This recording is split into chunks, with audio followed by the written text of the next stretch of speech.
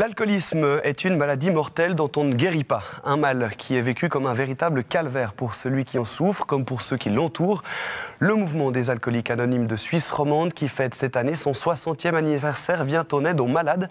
L'association Al-Anon, quant à elle, soutient les proches. Lorsqu'il y en a un qui boit, c'est aussi l'entourage qui trinque.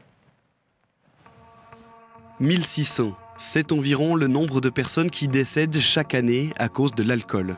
Selon Addiction Suisse, le niveau de consommation de notre pays est de plus de 50% au-dessus de la moyenne mondiale. C'est un facteur de risque majeur de mortalité et de maladie. Pour celui que nous appellerons Benjamin, abstinent après 30 années d'alcoolisme, c'est le corps qui a dit stop. J'avais des symptômes physiques. J'étais arrivé à un stade où en fait, je consommais tous les jours. Je me réveillais la nuit pour consommer. J'avais des tremblements, j'ai fait des déliriums. Et là, je me suis vraiment dit que je ne maîtrisais plus. J'avais supprimé le café du matin. Donc, j'avais pas d'autre consommation liquide que de l'alcool. Dans cette descente aux enfers, il y a le risque d'emmener ses proches dans sa chute. L'association Al-Anon offre un soutien à l'entourage d'une personne malade. Elle ne buvait pas, mais comme beaucoup d'autres, elle a souffert de l'alcoolisme. Nous la surnommerons Salomé. Elle revient sur cette période troublée de sa vie. On est en quelque sorte codépendante, donc on est pris là-dedans.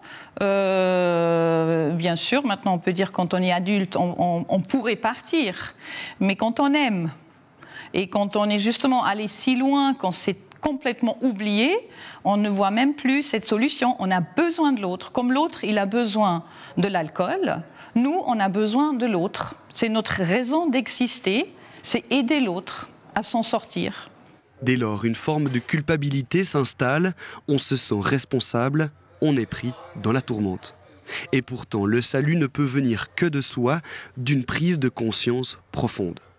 On doit laisser tomber sa fierté, on doit laisser tomber son ego, on doit laisser tomber beaucoup de choses, son orgueil.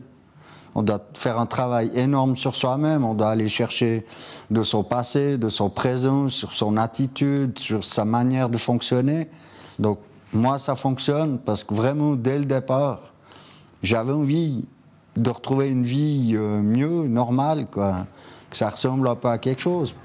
Depuis, Benjamin se sent maître de lui-même. Chaque jour sans alcool, il met une croix sur son calendrier. Chaque jour est une nouvelle victoire.